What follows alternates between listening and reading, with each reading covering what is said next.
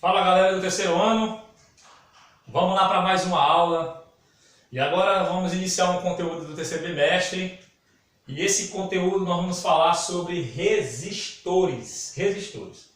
Ainda no primeiro bimestre e no segundo nós falamos sobre corrente elétrica, intensidade de corrente elétrica, eletromagnetismo, que um está interligado com o outro. E no estudo de corrente elétrica existem os resistores. Como o nome já fala, resistor, ele oferece resistência a alguma coisa. Então, os resistores são componentes que são inseridos em circuitos de corrente elétrica para oferecer uma resistência à passagem de corrente elétrica. Porque o que a gente aprendeu em corrente elétrica? A gente aprendeu em corrente elétrica que para que haja uma corrente elétrica, temos que ter um material condutor. E eu falei para vocês que os metais são os melhores condutores de corrente elétrica, em especial o ouro e a prata. Mas como são metais nobres, ninguém vai ver um circuito elétrico feito de ouro e prata. E aí se usa ligas metálicas ou cobre, por exemplo. Bem, o material sendo um excelente condutor de corrente elétrica, um metal, por exemplo, que conduz corrente elétrica com facilidade, chega um momento em que essa corrente elétrica vai dissipar energia térmica devido ao seu movimento lá no fio, vai produzir calor. E uma forma de dar uma diminuída nessa passagem de corrente elétrica pelo circuito, pelo fio, é colocar durante os circuitos resistores, né? Que são pequenos componentes eletrônicos, aliás, são pequenos componentes que a gente coloca em circuitos eletrônicos ou em correntes elétricas para diminuir aí o fluxo de corrente elétrica. Então, o que acontece? Nós vamos estudar os resistores e a lei de Ohms. Lei de Ohms, que era um físico alemão, o Georg Ohms, que estudou profundamente aí a questão do trabalho dos resistores em 1827. Então aqui no quadro eu tenho dois circuitos elétricos, um bem simples, um circuito elétrico simples, cujo material que conduz a corrente elétrica é o cobre, tá aqui, o cobre sólido, e um outro circuito elétrico simples, porém eu coloquei aqui o desenho de um resistor, tá aqui, ó. Esse símbolo aqui, você vai ver ele lá no Enem, no vestibular, que é o símbolo dos resistores em um circuito elétrico. Então, voltando aqui para o nosso circuito elétrico. No nosso circuito elétrico, nós temos aqui, né, a representação de um circuito elétrico simples, onde eu tenho uma pilha, que é o que vai gerar a minha DDP, que é a diferença de potencial. A gente já estudou isso aí. Essa DDP, que é gerada em volts, que é uma tensão, né? A gente coloca o símbolo dela em tensão em volts, que vai gerar minha DDP, que vai fazer com que os elétrons, né, circulem aí, né, no material condutor, que é o cobre, gerando aí uma corrente elétrica. Lembrando que a corrente elétrica ela está diretamente ligada com a carga elétrica dividido pela sua variação de tempo. E a intensidade dessa corrente elétrica é dada em amperes. E para mim encontrar a carga, é só lembrar daquela equaçãozinha, né? Q é igual a N vezes E. O N é o número de portadores de partículas e o E é a carga elementar do elétron, que é 1,6 vezes 10 a menos 19 coulombs. A gente já estudou isso aí.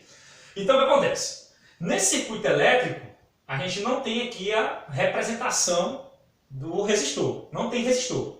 Então significa dizer que a corrente elétrica vai circular pelo fio aqui, ó, sem nenhuma resistência, a não ser a resistência do próprio material. Porque apesar de ser metal e conduzir bem em corrente elétrica, esses metais também oferecem uma resistência muito baixa, mas oferece.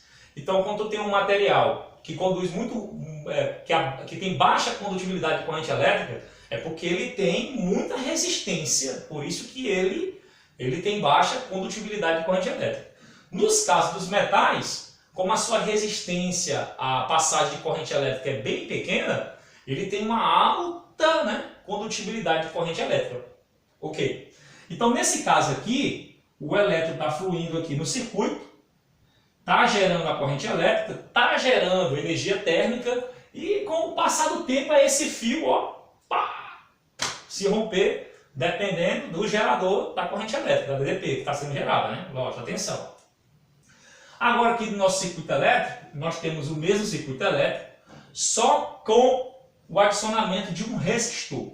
Então, qual é a função desse resistor? O que esse resistor vai fazer? A pilha vai gerar a DDP, vai ser o gerador de carga elétrica. Esse elétron vai fluir aqui no fio de cobre, que é o meu condutor, né? Mas quando chegar bem aqui no meu resistor, o resistor vai dar uma brecada nesses elétrons. Uma parte desses elétrons que vai dar uma brecada, vamos dizer assim, a energia dele vai ser dissipada em forma de energia térmica e uma outra parte dos elétrons vai fluir normalmente. Ou seja, a função do resistor aí é dar uma freada na passagem da corrente elétrica, é oferecer uma resistência. Se antes estava passando, vamos dizer assim de maneira grosseira, 20 elétrons por segundo, agora vai passar 5 elétrons por segundo. O restante vai ser dissipado para o meio externo na forma de calor. É por isso que todo circuito elétrico, todo equipamento que tem corrente elétrica, ele libera calor, né? Não tem jeito, lei da termodinâmica, leis da física. Então, o cara que estudou bem isso aí foi o físico alemão Georg Hertz. Hertz, tu vai ver esse símbolo. O símbolo é esse aqui, ó. É esse símbolo, o ômega, né? E na física ele está associado a resistores, em homenagem ao Hertz. A gente chama ele de Hertz, Georg Hertz. Então, em 1827, ele fez um estudo detalhado sobre os resistores. E nesse estudo detalhado, ele colocou assim, ó, ele cita no seu estudo, né, que mantida a temperatura constante do resistor, a DDP no resistor é diretamente proporcional à intensidade da corrente que eu atravesso. Ou seja, o que ele está querendo dizer? Se eu manter a temperatura constante no resistor, né, se eu aumentar a tensão, eu também aumento a intensidade da corrente elétrica que passa. Se eu diminuo a tensão, eu diminuo a intensidade da corrente elétrica. Porque quando eu jogo isso aí em dados ou em gráficos, você vê que surge uma linha reta, né, no quesito resistência. Ou seja, a resistência se torna constante. Vamos analisar aqui, por exemplo, esse gráfico aqui. Onde a tensão é igual a 1, eu dobrei a tensão, eu tripliquei a tensão, aqui ó, no eixo de Y. No eixo de X, eu tenho intensidade, eu dobro a intensidade da corrente, eu triplico a intensidade da corrente. Quando eu faço a junção aqui dos dados, dos eixos, eu vejo que vai surgir uma reta aí, né, que na matemática chama de reta do primeiro grau. E essa reta está me dizendo que a tendência da resistência do material, aliás, do resistor, é constante. Se eu dobro ou triplico, a intensidade da corrente também triplica ou dobra e a resistência do resistor permanece constante. Então, ele concluindo isso aí, ó, essas observações matemáticas, ele gerou aí a primeira lei de Ohms. E essa primeira lei de Ohms tu vai decorar assim, ó. U, que é de tensão, é igual à constante da resistência, a resistência elétrica, o resistor, vezes a intensidade da corrente elétrica. Chama aí de Uri, ou inventa alguma coisa aí. Eu gosto de chamar de Uri, né? E essa aqui é a primeira lei de Ohms. É só você lembrar que, mantida a temperatura constante, a DDP no resistor é diretamente proporcional à intensidade da corrente elétrica que atravessa, ou seja, é diretamente proporcional à corrente que está circulando no circuito, mantida a temperatura constante. Então agora a gente vai ver a segunda lei de Ohms e uns exemplos para facilitar o entendimento.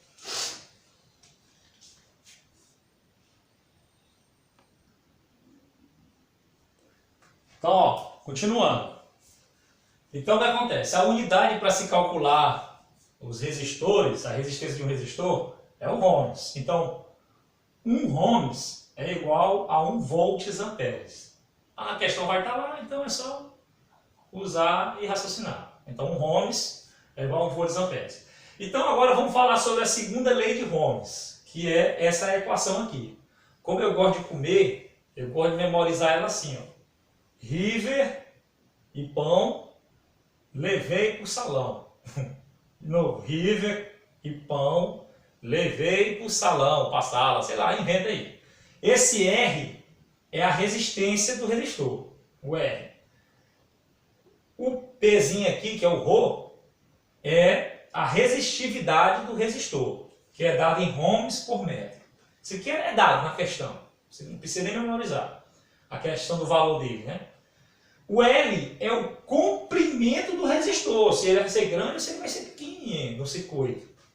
E o S é a área. Alguns livros colocam A, outros colocam S. Então é a área. Por quê? Porque assim eu vou entender o seguinte. Se a área é grande, significa dizer que a resistência é baixa, porque passa muito elétron. Se a área é pequena, significa dizer que a resistência é alta, porque diminui a passagem de elétron. Entendeu? Então, como assim? A resistência é diretamente proporcional ao comprimento. Quanto maior o comprimento, maior a resistência. Mas a resistência é inversamente proporcional à área do fio, à área do resistor. Quanto maior a área, menor a resistência, né?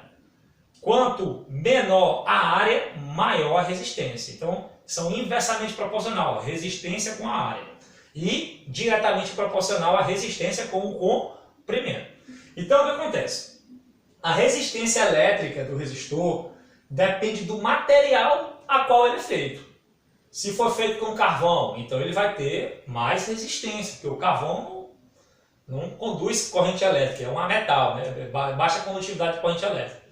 Então, a resistência de um resistor, a passagem de eletricidade, vai depender do material que consiste o resistor, do tamanho do resistor, do comprimento e da sua área, eu já expliquei, e da sua temperatura, porque se a temperatura for mantida constante, aí vai entrar a primeira lei de Ohms, a tensão aumenta, a intensidade também aumenta, e a resistência permanece constante. Então, o que vai influenciar na resistência elétrica do resistor?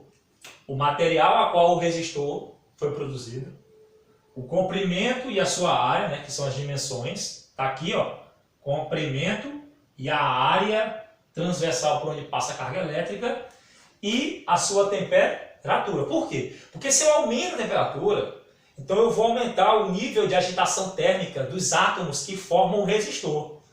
E aí significa dizer que esse material que está com alta temperatura vai facilitar, vai dificultar a passagem de corrente elétrica.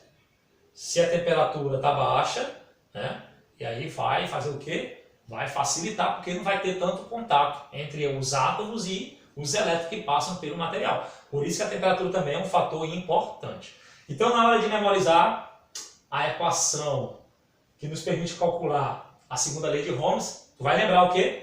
River e pão levei para o salão. Ou para a sala. River e pão. River, pão, levei para o salão. Agora vamos ver umas questões. Como é que você responde isso aí? Para a semana que vem você está fazendo.